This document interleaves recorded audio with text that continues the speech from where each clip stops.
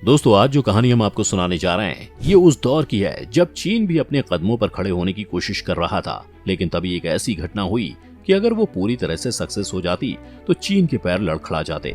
ये घटना कुछ और नहीं बल्कि एक प्लेन क्रैश की है, जिसके पीछे किसका हाथ था। इस रहस्य को सुलझाने के लिए आखिरकार चीन को भारत की खुफिया एजेंसी रॉ की मदद लेनी पड़ी। तो क्या था वो सदी का सबसे खतरनाक षड्यंत्र जिसे आखिरकार रॉ ने सबसे पहले सुलझा दिया? आइए जानते हैं।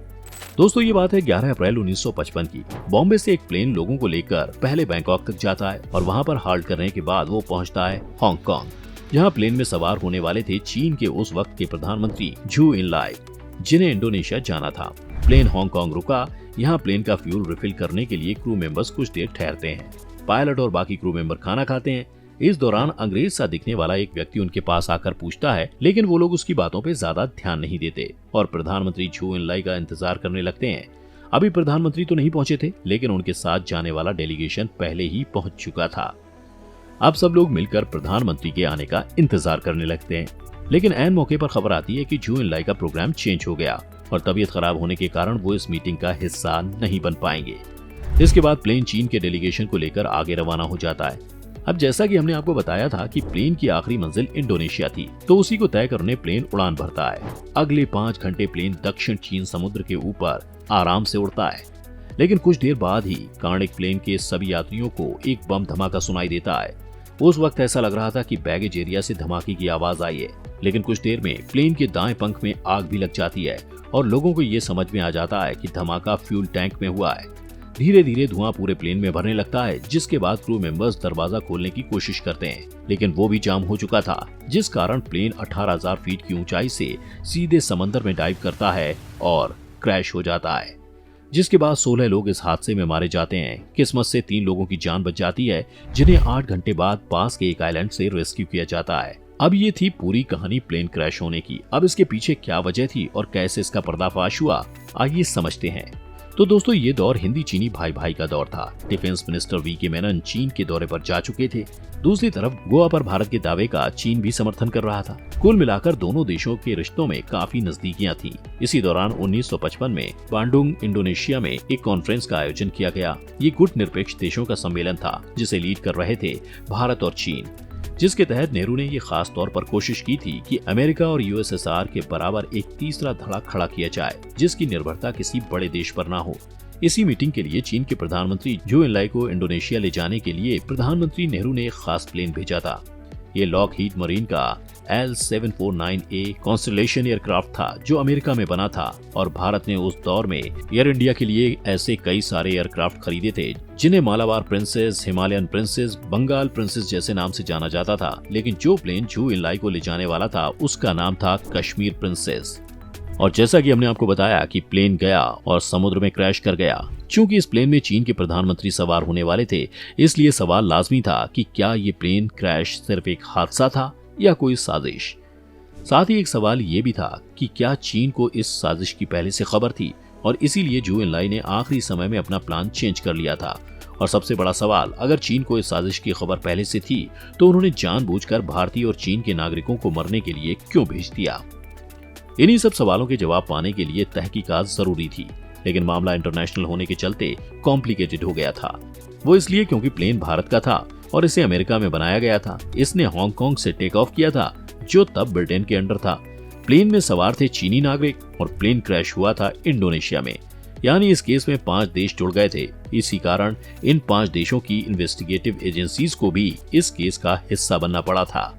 इसी में भारत की तरफ से तहकीकात के लिए R.N. काओ को भेजा गया। वही R.N. काओ जो रॉ के पहले चीफ थे, लेकिन काओ तब IB में थे और इंटरनेशनल इंटेलिजेंस में ये उनका पहला मिशन था। हांगकांग पहुंचकर काओ ने अपनी तहकीकात शुरू की। इसी दौरान वो ब्रिटिश इंटेलिजेंस, चीनी इंटेलिजेंस और CIA के संपर्क में आए और बाद में यही नेटवर्क काम आया जब रॉ का गठन हुआ। खैर, तहकीकात की शुरुआत में ही बीजिंग ने ऐलान कर दिया कि ये चीन के प्रधानमंत्री को मारने की साजिश थी और इसमें अमेरिका यानी CIA का हाथ था। लेकिन असली बात कुछ और थी। इसमें अमेरिका का सीधा हाथ दिखाई नहीं दे रहा था, क्योंकि मामला चीन और ताइवान से जुड़ा था। असल में चीन में हुए गृह युद्ध में कम्युनिस्ट पार्टी ऑफ चाइना की जीत हुई। चियांग काई शेक की कुओमितांग सरकार को चीन छोड़कर भागना पड़ा और ताइवान में शरण लेनी पड़ी थी। चूंकि अमेरिका कम्युनिस्ट सरकारों का धुर विरोधी था, इसलिए 1954 में उन्होंने ताइवान को समर्थन दे दिया। यहीं से अमेरिका और चीन में ठन गई। उधर कुओमिंतांग लगातार कोशिश कर रहा था कि किसी तरह चीन को घुटनों पर लाया जाए। इसलिए उन्होंने प्लान बनाया कि झू इनलाई की हत्या कर चीन को एक बड़ा झटका दिया जाए और फिर वहां की राजनीति में वापस से दखल दिया जा सके। इसीलिए जैसे ही चियांग काई शेक को खबर लगी कि झू इनलाई हांगकांग से जकार्ता के लिए फ्लाइट में सवार होने वाले हैं, हांगकांग में कुओमिंतांग की टीम एक्टिव हो गई। उन्होंने हांगकांग एयरपोर्ट में काम करने वाले एक आदमी का पता लगाया। 34 साल का झू जेमिन एयरक्राफ्ट क्लीनर के तौर पर काम करता था और जुए के चक्कर में काफी उधार में था। कुओमिंतांग ने उसे प्लेन में बॉम्ब लगाने का काम सौंपा और बदले में 6 लाख हांगकांग डॉलर देने का वादा किया। साथ ही उसे ताइवान में शरण देने का भी वादा किया गया। आर.एन. काओ जब तक तहकीकात के लिए हांगकांग पहुंचे, झू जेमिन वहां से एक एयरक्राफ्ट में सवार होकर निकल चुका था। खास बात यह थी कि जिस एयरक्राफ्ट में जेमिन भागा था वो एक अमेरिकन कंपनी का था, इसलिए शक बढ़ा कि अमेरिका का भी इसमें रोल था। जब प्लेन का मलबा खंगाला गया तो पता चला बम का डेटोनेटर अमेरिका में ही बना था। काओ अपनी तहकीकात में लगे हुए थे, लेकिन असल में हांगकांग उनका इस्तेमाल बीजिंग से खबरें निकालने के लिए कर रहा था।